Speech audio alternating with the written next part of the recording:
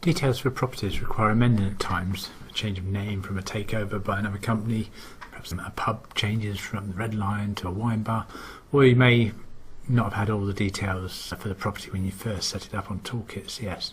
This guide will take you through the simple steps to make changes to your property information. So from the Toolkit homepage, by clicking on the home button again, just to get us back to a place that we know, we're going to come down and just sort of find a property to use for demonstration purposes. I'm just going to make use of this old school one that we've set up here.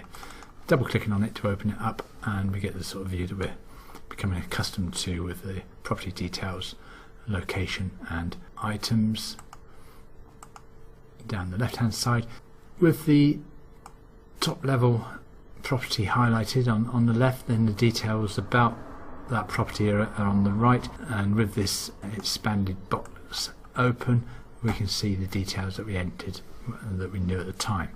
To edit any of those details, it's just a case of clicking on edit details on the top right hand side here, and then we've got the options to make changes to what we know. Let's say it's been given a UPRN number.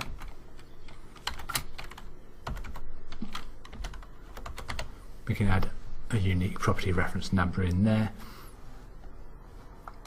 And it's not old school 2, it's just old school. We can add that in and make changes as we go in there. There's actually a typo on the year built, it's a 65, not a 56. So we can make any sort of changes you can see as we go through. As we make changes to this information, you've got the option to save changes here, and then when you save changes we can return back to the details page where we were before, and we can see our changes have been made with the UPRN, the name and the built year. And that would be the same for changing floor location details. We need to change this information into edit details, make your changes to your floor locations and anything else that you need to add there. When you're making changes in any of these, the reset button in all cases will just reset it back to the previously saved version. Okay, so if you've updated the wrong location, for example, you can sort of reset that and it'll be as you started.